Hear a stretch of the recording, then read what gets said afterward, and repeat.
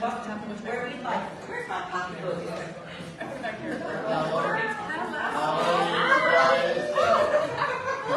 Hey! Hello, everyone. You get right in there. That's right. Nobody ever said that. I like it.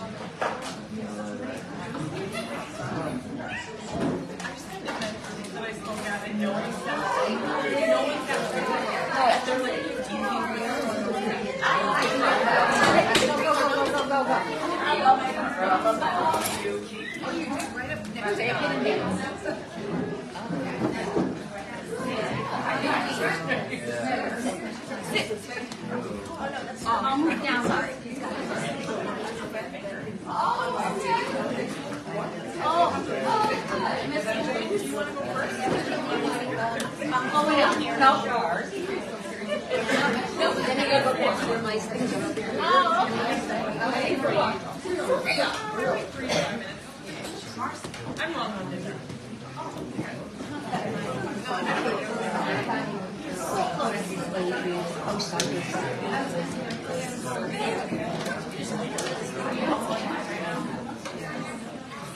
They have a lot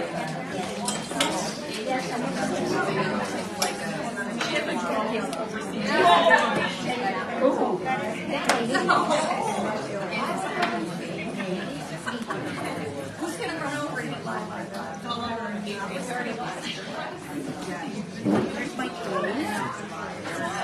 Where's my Where's my Oh, you get a copy. I like this. He's trying to make me. It's really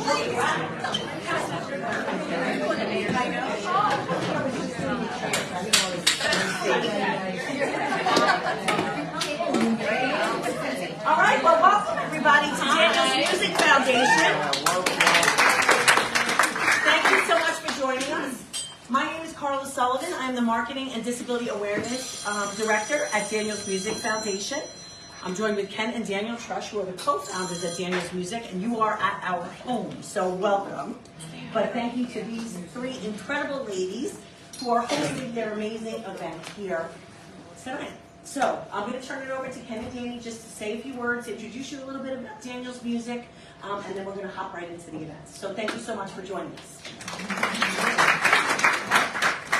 No, thank you for coming here today. It's great to have all of you here. This is our home. This is our second home. We started Daniel's Music Foundation how long ago? Back in 2006 with one keyboard class and only 5 musicians. And today we have this whole big beautiful center that we're going to give you guys a tour. We're going to give any of you guys a tour of if you want in a little while.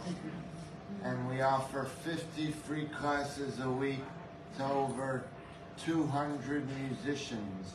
And Daniel's Music would not exist without my son. Why don't you tell everyone your story quickly? Yeah.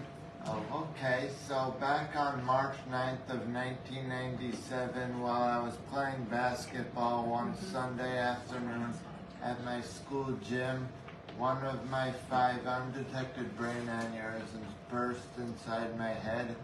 I went into a coma, and I was in a coma for 30 days, and I was in the hospital and rehab for a total of 341 days. But who's counting, am I right? Music brought Daniel back to life. And so before your injury, you used to... Yeah, before my injury, I used to play the guitar and the trumpet. And since I've taken up the keyboard and I sing. So we give 50 free classes a week. And since we started, we've given over 14,000 free classes. Wow. So about 2 things: music, free classes. We also went online after the pandemic. So we're now in 35 different states and 10 cities in Canada. We have online events. You're welcome to check out our website on that. And in 2024, next year, we're going to have online classes. So that's going to be available to everyone across the country. We also have something called disability awareness. Daniel, myself, Carla, who you met briefly, go around to corporations and schools. We talk about disability, we talk about the history, legislation, digital accessibility. And we've done maybe 250 presentations over the years. We have something called the Danny Awards. Why don't you talk about that? Oh, okay. The Danny Awards is like the Grammys for members of our community. How did they come up? How did they come up with the name Danny? Yeah, we came up with the Dannies because we figured at one point there had to have been a Tony or an Oscar.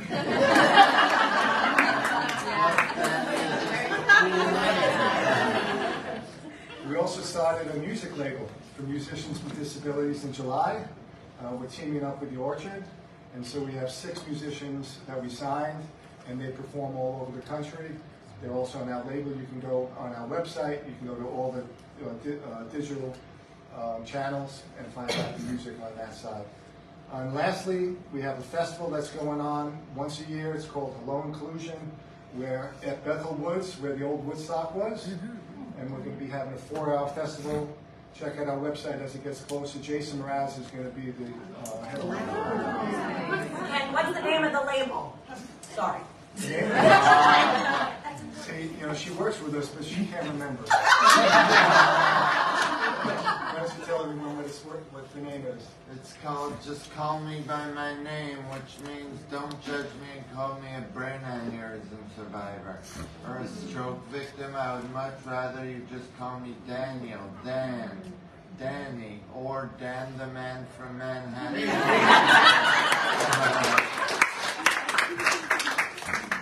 Just don't call me late for dinner, for that matter.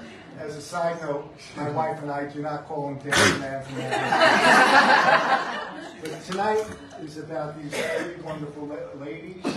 We're going to leave you with one song. It's called 50. It's called 50 Million Reasons, and it's dedicated to the over 50 million individuals in this country living with a disability. It's an original song. It's on the label. And how many choruses does it have? There are 3 choruses. So the first one you might be a little apprehensive and you might be like, what is this all about? But by the second and third choruses, I expect everybody to be singing along. The words are going to be on the screen. And Kate, Carrie, and Adrian agreed to sing along. That's right. Kate is going to start us off. Ready, Danny? Yeah, good. All right, Chicken, why don't you come on over here? You got it? Okay. He's good. Everybody can see it? Good. Boss. I am bossy. My job. The words will be on the screen. Yeah. Can everybody see on the screen? Yeah.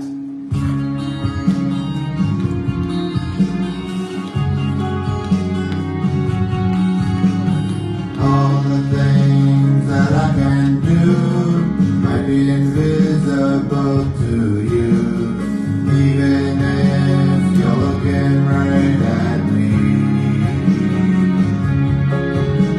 It's kind of strange, it's complicated, but sometimes I feel so frustrated if someone doesn't see the things that I could be. When my point of view is ignored, my heart and mind go unexplored, and I feel like a small boat lost at sea. I guess you don't know about what's hard to figure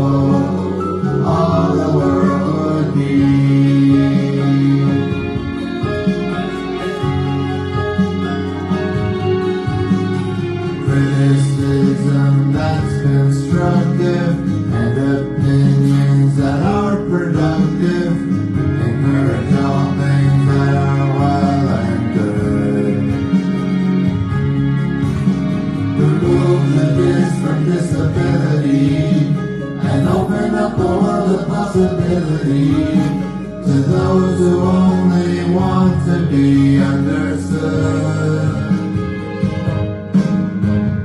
People like us aren't going away. Our numbers are rising every day. We live nearby in your neighborhood. If you talk to us, you might discover that we only want to be treated like others. We change a lot of things if we could. I'll give you 50 million reasons why we should open our hearts and minds to a community with so many hopes and dreams. Understanding and compassion, suddenly became the latest fashion. How beautiful all the world would be. Share a laugh, share a song. I wanna feel like I belong. Listen to me, 'cause I've got something to say. Share your talent for your time. Try to keep an open mind, 'cause I didn't choose to be this way. I'll give you 50 million reasons why we should open our hearts and minds to a community with so many hopes and dreams. So many hopes and dreams. If understanding and compassion suddenly became the latest fashion, how beautiful all the world would be.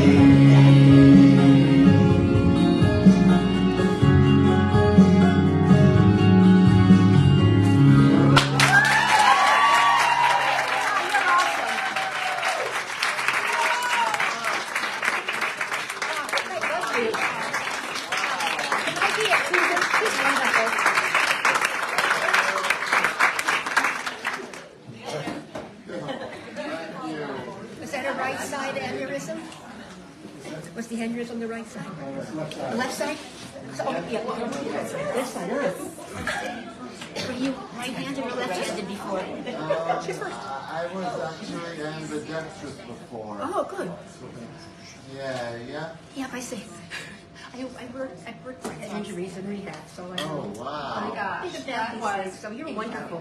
Truly. Thank you so I much. didn't want to jump in because I wanted to just hear you sing. Oh, What wow. great energy you have. Thanks so much.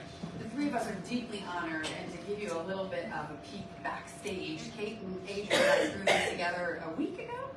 And so how flexible you were to accommodate us, and that's really, really meaningful. And we're thrilled to be here. Thank you so much. I'm thrilled to have all We're of free you to have here. you. Yeah, we are. This is quite a space. Well, my name is Carrie Cariello. I'm a mother of 5. I live in New Hampshire with my husband Joe and 3 of the teenagers that are still left at home. Our second son Jack is diagnosed with autism, and Jack is going to be 20 this spring. So a lot of people are very interested in the parts of our story that relate to a young man with autism. When autism stops being cute and quirky and somewhat passable, if you will, And about 1.5 years ago, Jack moved into a residential program with a lot of scaffolding to keep him moving throughout his day. He takes 2 college classes, and he is thriving after a year full of speed bumps, which included a brushing with social media, and online dating, and a friendship gone sour, and a huge rise in his severe anxiety and OCD. But I'm happy to say that this year is off to a much, much better start, and I feel we finally found our groove. Just to give a quick picture of our family, my oldest son is 20, Joseph. Jeff will be 20. My middle son, Charlie, is 18. My one girl. Makes it all worth and my youngest is 14. And a lot of people ask, how come the girl isn't the youngest? They're surprised to find out. Usually you would stop at having the girl. You were supposed to stop at it. But the doctor who was in charge of that had a 10-pound, 4-ounce Henry. So a year ago, I decided I wanted to write a book that talked about launching a neurodiverse human being into the stratosphere. The little backstory on that is I'm working with a publisher, and she wanted a guidebook. And halfway through, I decided to turn this into a book of letters instead. And she said, wow, I love this book of letters. It's amazing. It's not what we asked for. It's not what you promised us. And I said, you're right. Let me write you your guidebook, and I'll just take this and just see what I can do with it on my own. And out of that came the book called Half My Sky, Autism, Marriage, and the Messiness That is Building a Family. And the cover photo, chosen by these two lovely ladies during a line, is a picture of Jack in Italy. And we said, Jack, put the umbrella over your head. And this just captures him to a T, straight up over his head. So the book takes us from puberty to the day that we dropped him off at his program. And I would just love to read a 30-second snippet of it. I've never read this live. I've read it on, while we were live streaming, but never to a group of people. This chapter is a letter to my future self, because I think the steady narrative with special needs parenting is, what does the future look like? When can I find that crystal ball? I don't know what the future holds. I guess I'll make my own version, my own little time hop, if you will. Even if it doesn't come true, it sure beats imagining tumors wrapped around my insides, or a brain gone spongy like a soft-boiled egg. 30 years from now, that seems like a good place. 2 years shy of 80. Joe and I sit on the front porch. It's summertime. We're waiting for people, waiting to start a celebration of some kind. A barbecue, a birthday party, an ice cream cake waiting in the freezer. I look over at this man. His hair is almost entirely white, like his father's was at this age. It makes for a beautiful contrast to the chocolate brown eyes that have met my gaze for so long. One by one, our kids trickle home. Except they aren't kids anymore. They are full-grown people. They jump out of cars and minivans. They unbuckle car seats and unload sullen teenagers. Joe and I meet them on the walkway. We kiss cheeks, admire outfits, and take babies upon our hips.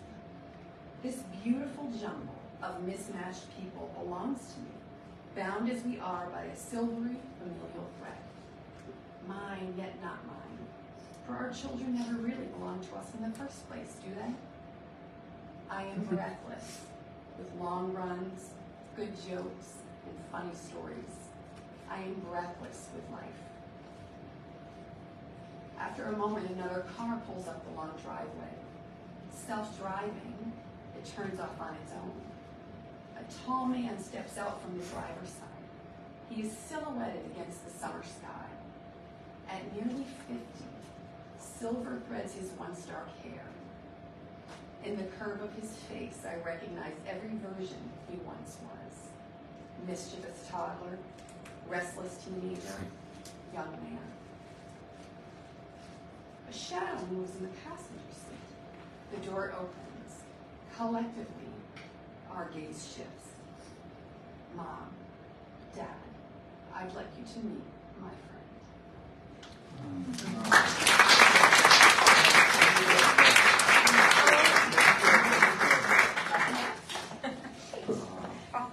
That was emotional. And I'll tell you, so my son just turned 13. How old is Jack? 19. And I haven't quite gotten to where she is, where I can't even picture it yet.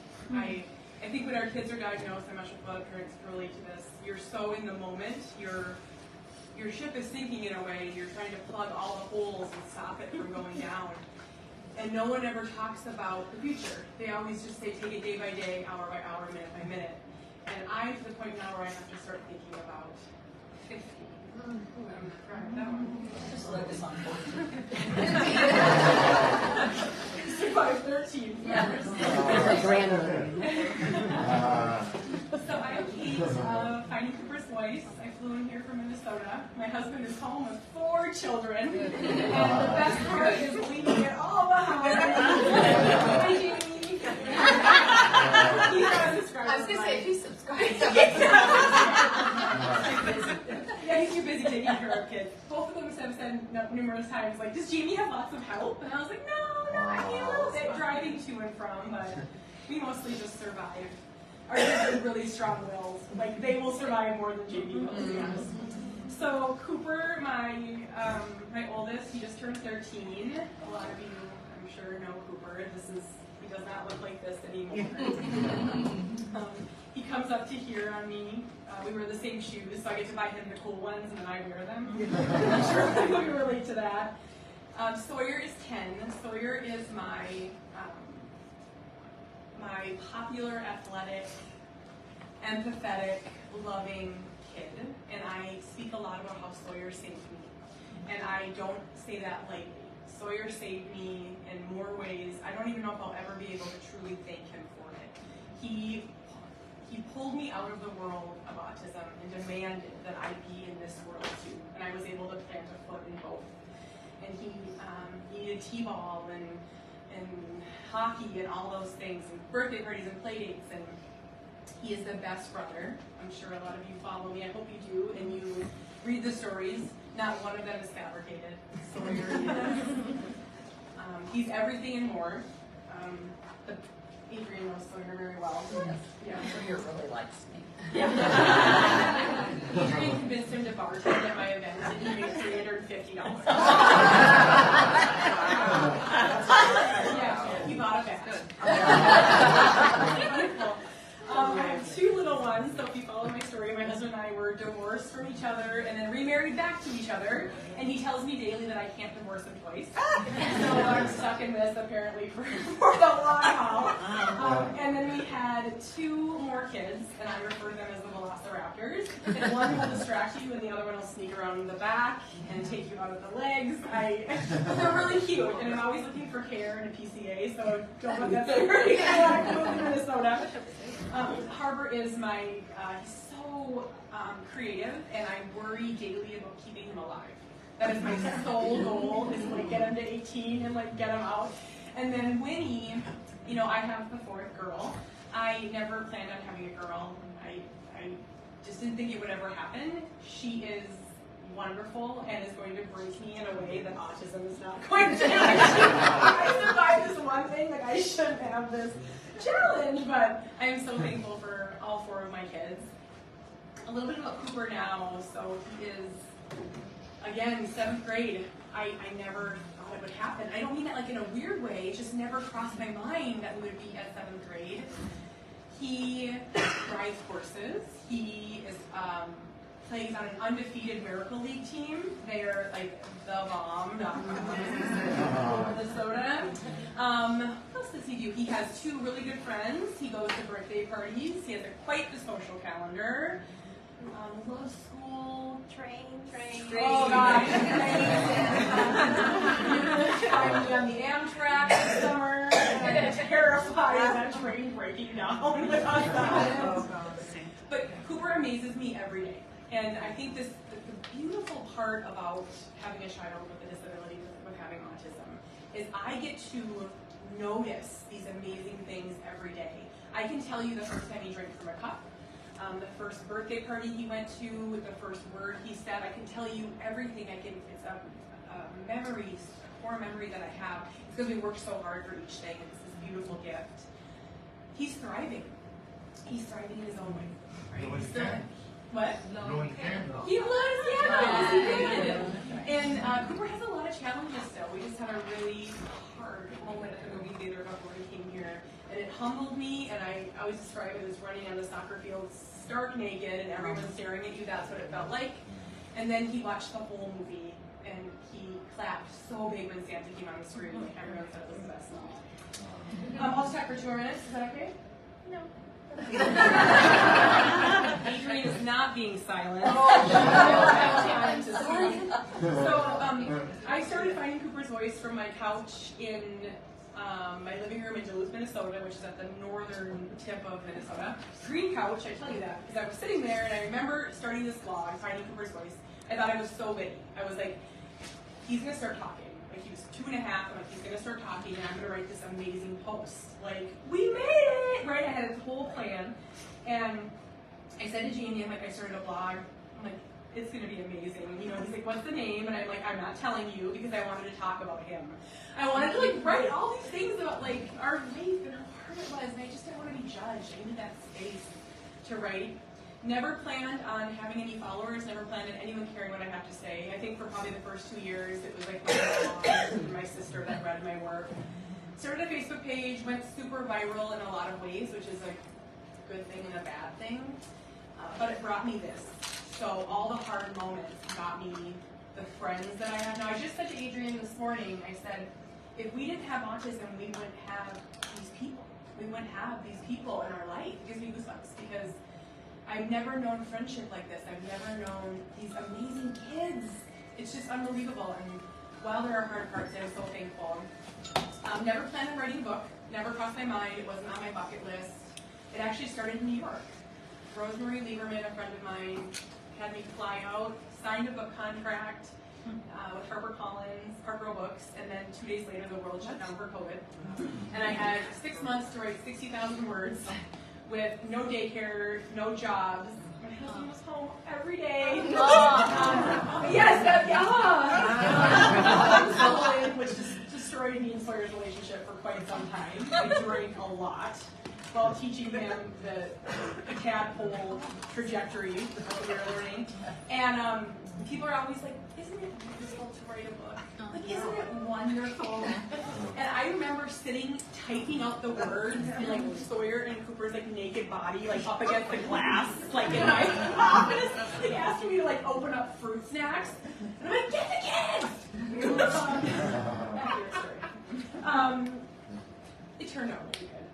I can't believe how powerful this story is. It's touched so many people. People I didn't imagine, nurses, therapists, adult siblings, parents of adults who tell me that this book has healed all the parts that they weren't allowed to acknowledge in the beginning because there was no support. So those little tidbits carry me through.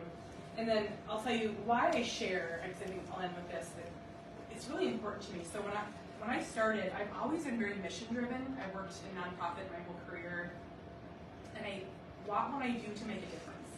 So when I started sharing, I was like, I just want to find one family like ours. I want to find a Cooper, and a mom, and a dad, and a Sawyer. And I'll tell you, it took me years to find a kid like Cooper. It's still hard. And even in my great group of Minnesota moms, there isn't a Cooper. My sunshine boy, right? After that is, I really just needed to create a safe space. Like I wanted a place where I could say, Cooper drank from a cup at 8 years old, and be super excited about it. I wanted a place to say, Cooper, had a meltdown in the movie theater today. Everyone stared at me, and I watched a woman shield her kids from us when we walked by. I want to be able to say that stuff, right? And just be met with like love and kindness. I don't want to be judged. And I did. I think I did. My supporter group. Now I want to help caregivers. And I never would have identified as a caregiver, but it is becoming that. It's changing and shifting as Cooper gets older. And I don't want any mom to ever feel as alone as I did in the beginning. And I have been on the bathroom floor. And I've been there, and there was no one to help me out. And if anyone feels that way, I will help you out. I promise. And then lastly, I really want to shatter stigmas. So people are not kind to adults who are different. And it is the truth. And sometimes if there are people in this room, it makes them feel prickly. Like they're like, I'm nice to everybody. Well, maybe you are. But there are people that are not. And Cooper is a loud, happy, busy, complicated, challenging, perfect boy. And he will walk down the center of the hallway and part the seas. He will go up to strangers in cars and wave at them. He will touch beards. He will do it all. And he loves beards. He licked a man's back once. No lie. I love it. I talked my way out of that one. But I just think if I can just share these little bits, like these little snippets of this unique person and remind people that differences are just different. They're not bad. And I think he's doing it. I think Jack and Amos, I think they are changing the world, and just in this subtle way by being themselves. Like, what a gift, right? Like, he's not doing anything different than being himself. So I'm really proud to tell this story, and I hope I do it in a respectful, dignified way. And thank you all for being here. Adrian's turn. There's a joke that they don't know what that means. They never learn. So I didn't bring my book tonight because it's still in my mind. It's here. It's just there. You can't access it. A few weeks ago, we've been talking about coming to New York for a couple months, I guess. And nobody could bite the bullet. And I was like, I'm going to take one for the team. I got my airplane ticket. So then they're like, should we go? I was like, we're going. And then I was like, what are we doing? It's Christmas in like a week. And Santa, these people at home, I got no presents still. And so we're here, and it's just lovely. And Daniel, I didn't know you before I heard about your music center, and it's what an honor and a God wink to be here and to meet y'all, and just thank you for having us. Thank you guys for coming. Well, we'll always show up. We like that. And a new outfit. So I don't really know what my story is. My two friends here I adore and love. I have the youngest of our three group.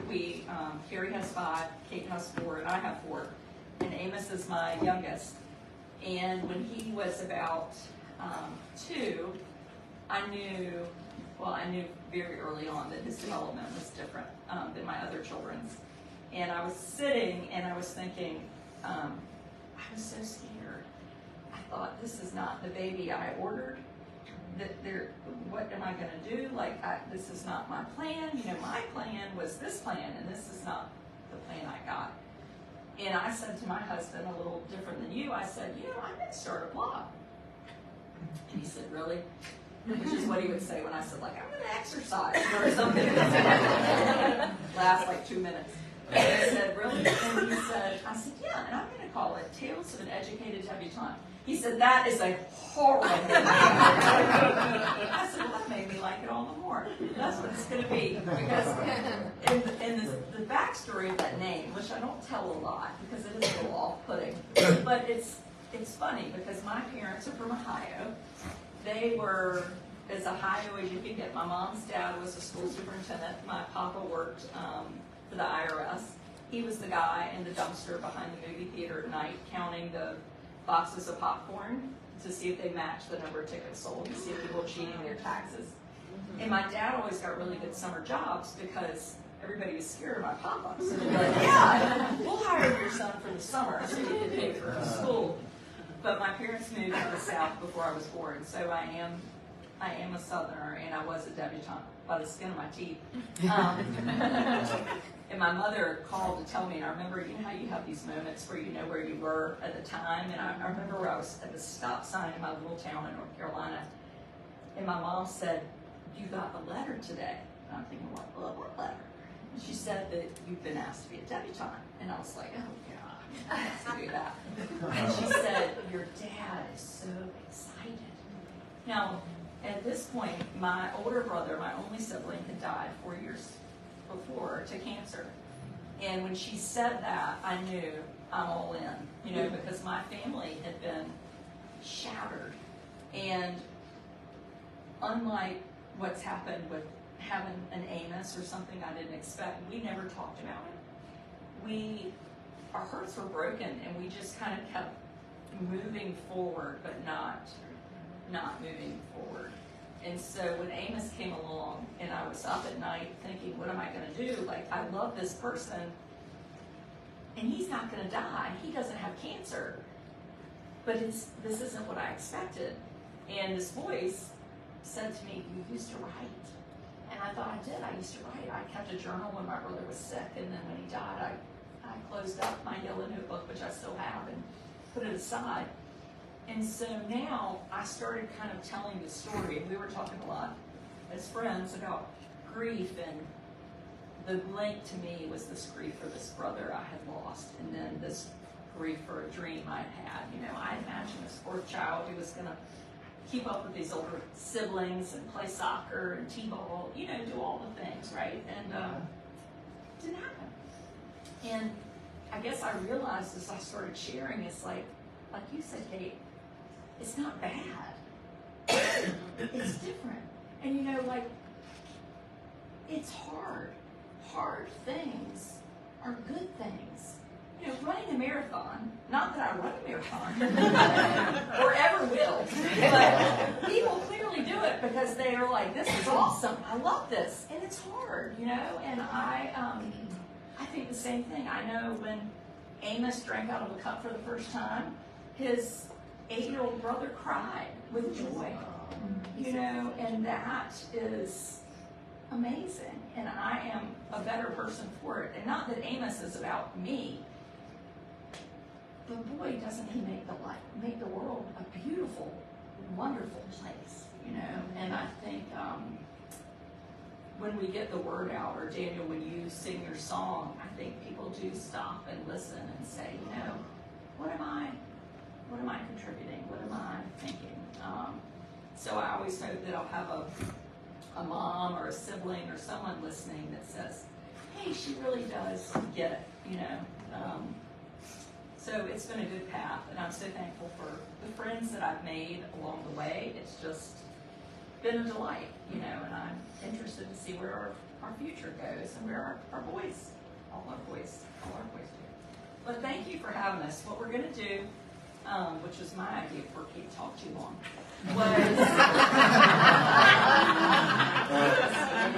is have a little Q&A. It's so rare that we're together. You all are really, I hope you know how special it is. It's just, the three of us have never been together. I've been with Kate, Carrie's been with Kate, I've been with Carrie, but we've never been all together. And I just would like to open it up to if anybody has questions. I'm just so thankful to be with them. So anyway, thank you.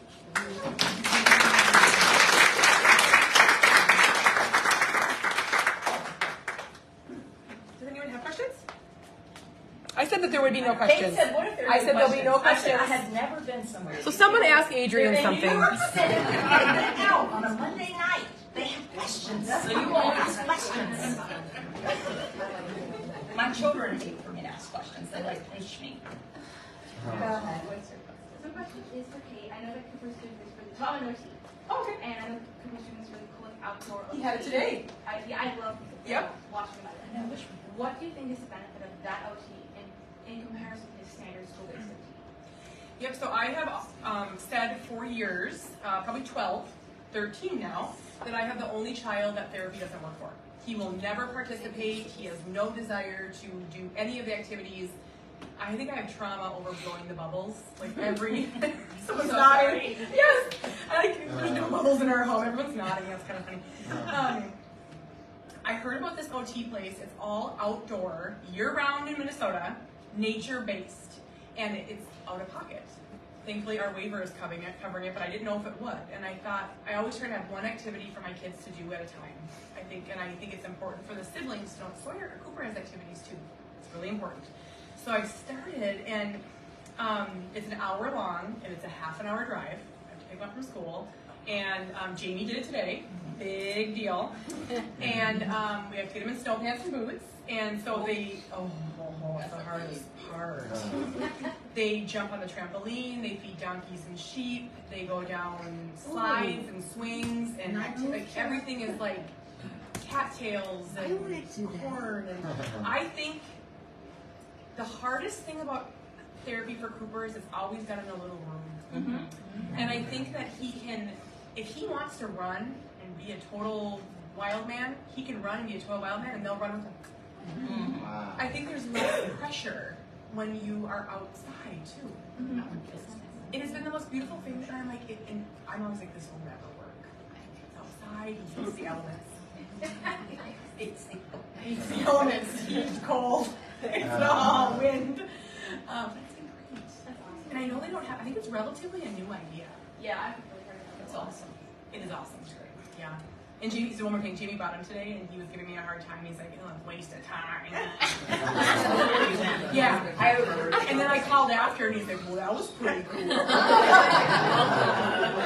I said, why are you calling? You call them every 10 minutes. I'm like, what I have a reason. She goes, I want to see what he says about there. We admit it was a good idea. I'm barely right. Hi, I'm Mary Beth. I just want to thank each of you because I relate kind of, my son is 12, Owen, so I kind of can relate to each of you along my autism journey, so I wanted to thank you for that. My question, I guess, I see a lot of Owen, like in Jack, like in the future. He's 12 right now, but I started following Kate and then Adrian and now you, and it's just, I guess my question is, when did you tell him or discuss his disability with him? Yeah, I get asked that a lot. So Jack came to us. It was the day after I turned 40. So I was at my curing, like, please brew something. For Mexican food the night before. And Jack marched over, and he's very like truncated with his speech. How old was he? He would have been 9. Oh gosh. 9. Yeah. And he said, I have the autism. He used to preface everything with the. Do you have the sex? I have the autism. Yeah. And I said, you do. And he said, I knew it. And Jack, when he's finished with the conversation, it is over. You will not draw any more language from him. And he turned around and walked away. And I thought, well, let's just let this marinate for a little bit. Up until that point, it was never a secret in our house. You know, I often, when we were out in public, would say, you know, he has autism as a way to explain some of his behaviors. But we never addressed it head on. And from that point forward, we really brought it out of the limelight and tried to showcase that everybody has a mountain to climb, right, Jack? Everybody has what we call vulnerabilities. These happen to be yours. We also talk in our house, I liken autism to a bowl full of jelly beans. So I have 5 kids, and each kid reached in and plucked out a jelly bean for themselves, whether it was anxiety, we have a little OCD in another one, we have some rigidity. Jack just reached in with both hands and grabbed all of it. After that, we had a book, and if you message me, I'll get you the title of it. He loved it. It broke down autism in a way Jack could understand, in a self-actualized way. Like, this is how the world perceives me. And that was a big turning point because it's important for Jack to understand how the world perceives him if we're going to sort of soften his edges. So I guess what I would suggest is don't be afraid of that conversation. I don't think it dismantles their ego as much as people worry about. I think the way I was so many years ago, I was relieved with our autism diagnosis because it was like, we have something to work with, right? This is why he only plays with vacuum cleaners. I think there was a little bit of a relief even amongst our family. You know, and at night he has such a memory and he always wants to know everybody's birthdays. And we'd say, wow, Jack, our brains just don't work that way. What a beautiful thing you have. So I see in your energy that you're distressed about this. A little bit, you know, you actually spoke at our SEPTA a couple of weeks ago, Mary, in Wanta. So like, it's for me, you know, I'm nervous about the teenage. It's getting, you know, I'm getting a little nervous about it. Puberty, you know, and he has OCD. He has the OCD. He has anxiety. He has obviously the autism. So I kind of am relating a lot to your stories, and you know, and he. It's hard. We just went through a hard, and I love that you said I'm gonna love him through the hard, because I tell, when I wrote, you know, I tell people that, you know, my autism circle is small, you know, I'm very involved, but my autism circle is small, and you know, only a few people know about my hard, the family. We have a good family support, and my friends, but it's just, you know, it's that these are things that are coming up. Like, he knows that his brain is, like, he apologizes, like, he gets upset that he has the OC, like, that he erases, and then he's finally, this medicine, we've got him on the right medicine, and it's a game changer. So now he's been doing so great. Right. Like, it's, you know, we found the right medicine. Okay. No, but thank you. So we found, so I'm like, I'm so, like, you are so open about that, and the medicine, like, all that stuff, it makes me feel like I'm doing a good job, like, as a mom, watching you three, and watching your stories and how your kids, I know, you know, the autism is a little different, but he's most like Jack in that path. I kind of see that. So I thank you all. We'll try to avoid catastrophizing, right? We love it. It's so fun. It's terrible. Ken loves it. All of that might happen. Yeah. But why catapult yourself into that negative space, can't you? Think about all the good that could happen. Right. And you are doing all the right things. Okay, let that land on you. I also want to tell you, right, because we're all talking, there's videos in YouTube.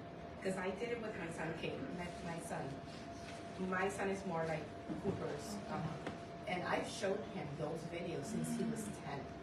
And we talk about autism openly. And I keep showing him those. They're very, if you Google it or go to YouTube, they're very good videos, simple, that explain autism. Maybe if he sees it. I mean, I've talked about it, like, his brain is different. He gets that, like, he knows, you know, and everything.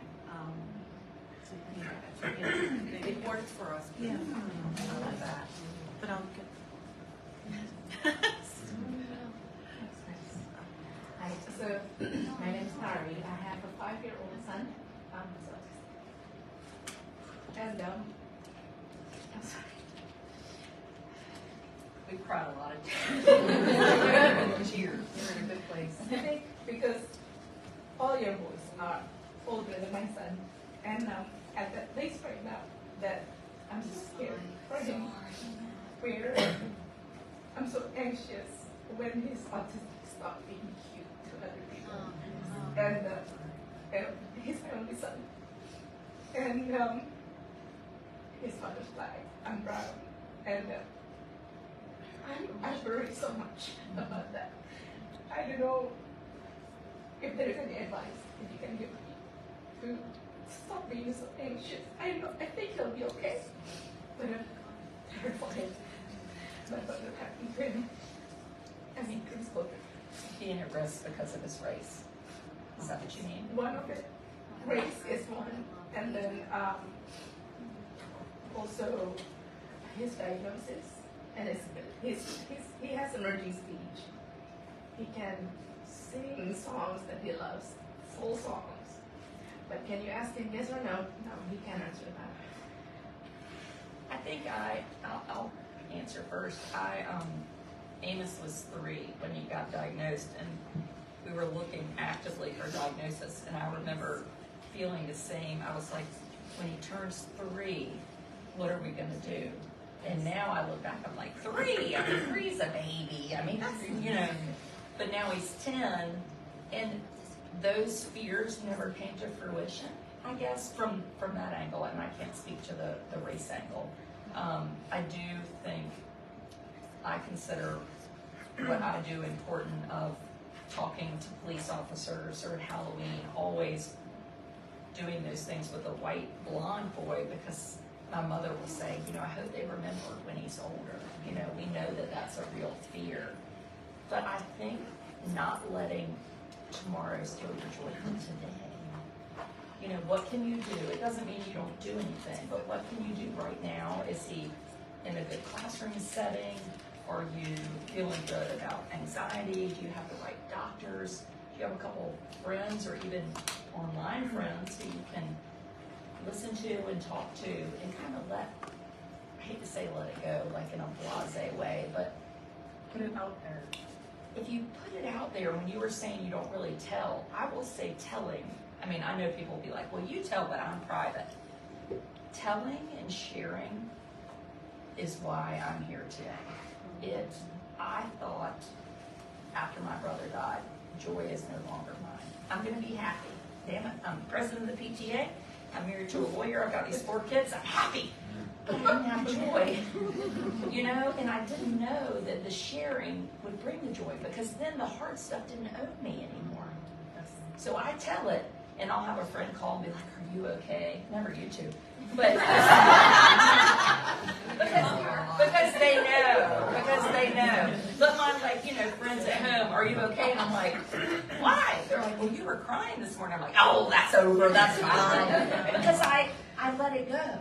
You know, I acknowledged it. You cry, you say it, and then it doesn't own you.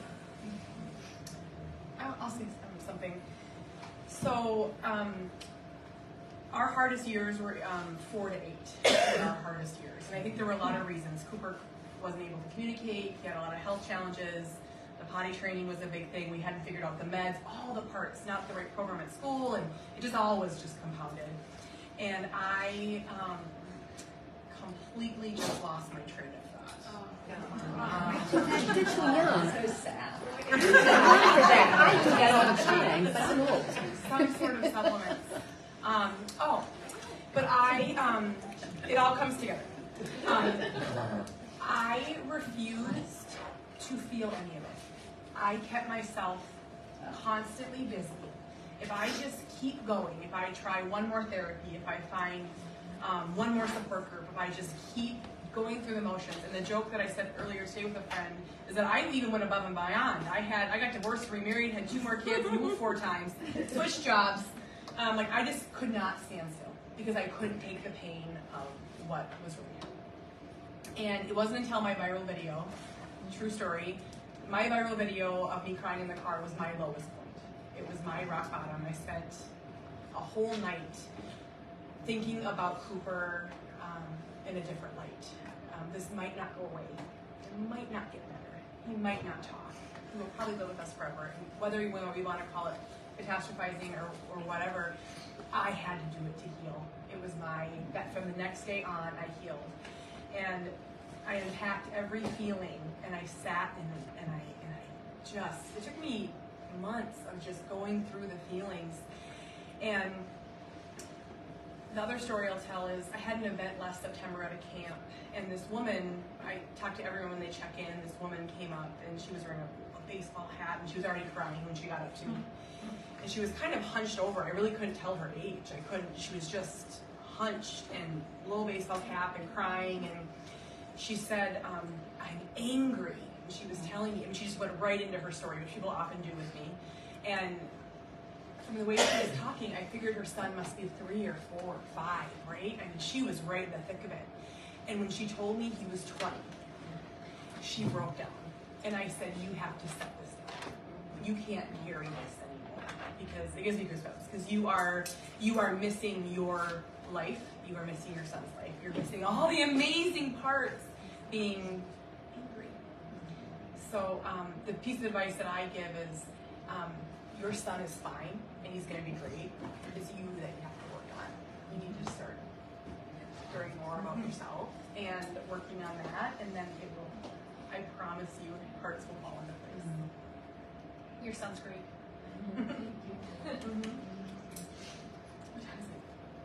I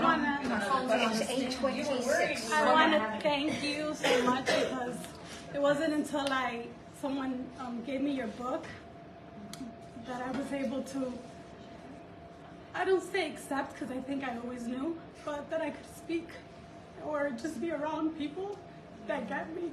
So Our thank sons you. are very similar. Yeah. Isaac is 9. He's nonverbal, but he is the most amazing little boy, and I love him to death. But it's hard. It's a difficult journey. But I'm grateful for you, because I would not have been here. It's like we're in a little bubble, me and him.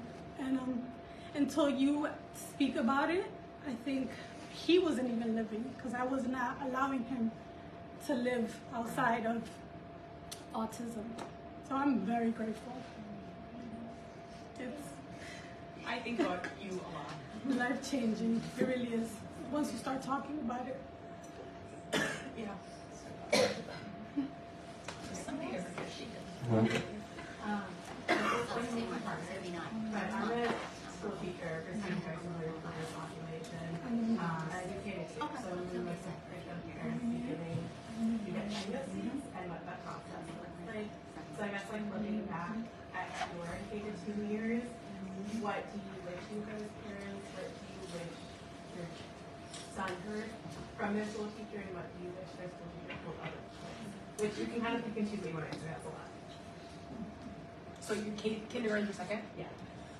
And we're kind of like in the point where parents are accepting or learning or going through the stages and want to be able to be the best that I can be for them. And I see where the kids can be, and I know that the kids can accomplish everything, but I want to be able to help them as their experience. I don't know if that makes sense. Who cares? Oh, I just presented you 150 teachers, birth to 5, all in the special education realm, and it was a very powerful presentation. The one thing that I said to them, and this just came up with Peyton, Cooper's friend Peyton. His mom and I were chatting at the airport last night. And we were talking about the paras and the school teachers and what do we want them to know, and this came up in the presentation too, is to presume competence and to believe in our kids. And then, the really big one is don't talk about them bad. They hear everything. And I saw some things on the field trip that I went on I shouldn't even see as a parent, some of the things that the parents were saying, and just trying to be funny. And I didn't like it. So just know that, they're just like every other kid. They can hear and listen and believe in them that way. I would say we had a great team always. I was grateful for every one of them, but there were instances where they let Jack get away with too much. For example, like in the lunchroom, they would let him have a microphone to dismiss everybody. That nobody got, Jack didn't need or deserve. And I think they thought they were giving him sort of this special job, which number one is set him up for future behaviors that had to be dismantled. And number two, it was like just another instance in which he was kind of set apart. I was also a little wary too. I heard from an OT many, many years ago that when they're younger, kids on the spectrum tend to surround themselves with girls because girls do the expressive language for them. Then come middle school, when girls dive deeper into the nuanced nonverbal, like shrug or head tilt, they back away. I was always a little wary of Jack having a group of girls around that mothered him all the time. And I know that might not be a teacher's responsibility necessarily, but I just never loved that. And it's a beautiful thing that they took on the role of caretaking, but it was just another way that I think sort of inhibited him from other different kinds of connections. So those were the only two things I thought of. Adrian? No, I think what they said is right. It's rare. Take notes. Say it again. Are you recording? We have one more question. Go ahead. Yes, hi. I cannot believe I see you in real life because I watch so much of all three of you on my screen that it's like it's very surreal, right? It's surreal, yes. It took me 2 hours to get here, but Thank you for coming. Thank you so much. And I only found out through Carrie yesterday. I accidentally watched a video that you were in New York City, and I'm like, I'm going to my husband so that I guess I don't know what he's doing. I turned my phone off. My son is 3.5 years old and has autism, and I found out about your group through Kate because I read her book first, and now I'm going through Carrie's books. And my question is, how to deal with husbands? I'm on the same page that I want to do great things, and I'm trying to. I'm not in denial because I saw what was going on with Edward since I work in the field and I saw what was coming very early at age. And my husband is kind of like catching up, just like you were talking in your book.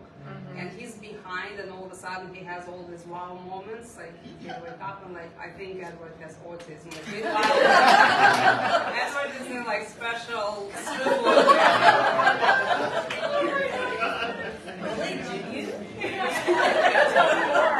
And I was thinking, I mean, I'm a stay-at-home mom. I speak 2 languages. I have higher education. I write and read much better than I speak. So I kept my accent to myself. And I want to do something great with it. And that's the reason I watch you. I think it helps moms. It gives us the reason, you know, to deal with it. I think it's amazing for parents, not just for kids. And my husband replies that it's like a private thing. He's a private person. He's very like closed down. He doesn't want to expose. We're not sure how Edward's going to turn out. We don't want to expose our family. And I don't want to clash. I mean, we have a great marriage. I don't want to divorce and remarry him. So, is there like any advice I would say gently, or just give him time and just do it like anonymously, or just what would you like? Would you offer? So we first came up. Have him read the book. Yeah, that would be amazing. I came up against that a little bit. Joe's from a big Italian family. He's a little bit, he has a dental practice in town, and everybody reads what I write. I present it as this is my point of view. I have a right to share my point of view. That was in the early days. Now Joe is like, yeah, when's your next live? Because I'll change my shirt. So I'm a monster. But I do think it's fair to have an honest conversation, and I think it's fair to come up with some ground rules, like what is completely off limits for me to share, and you'll respect that. And then slowly over time, he will see the ripple effect. It took Joe really coming to Edenton to be like, oh wow, these people like our story, they see a piece of themselves in our story, and that's so incredibly helpful. So I would start with baby steps and just say, what is the safety net underneath us that makes you feel comfortable? You have a story to tell, I can tell. Yes. Okay. Well, hang on just a minute, Sherry. I think, I think you have a story to tell. I would say I just didn't ask for permission. I maybe begged for forgiveness, but I didn't even know what I was going to write about. You know, we didn't have a diagnosis at the time.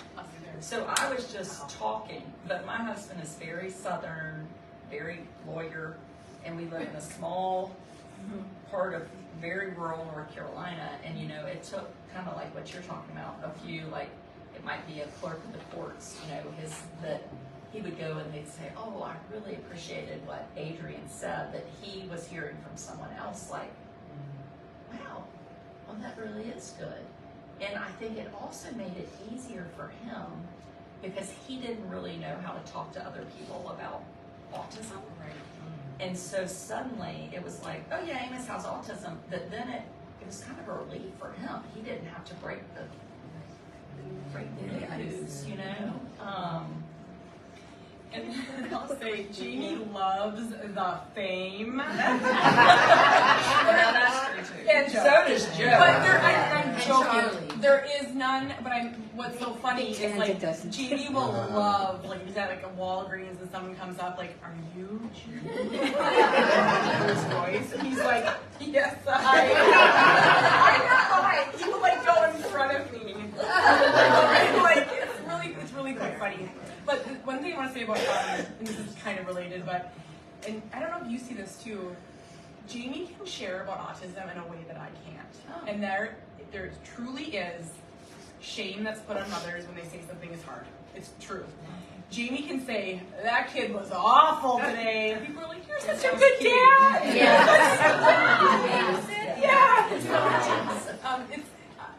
There is something, and I'll just second what she said, and I think you said too, that when Jamie realized how much it was helping people, it really brought him a lot of joy. One quickie question. Do you, as the mothers who see their children every day, notice the progress they have made over time? And the reason I'm saying this is I've been following you now for a year, Adrian. And Amos was so much different last year in his communication. in almost everything about him. Even, obviously he's gotten real tall, but how he moves and how everything and how he asks for things and how he does things.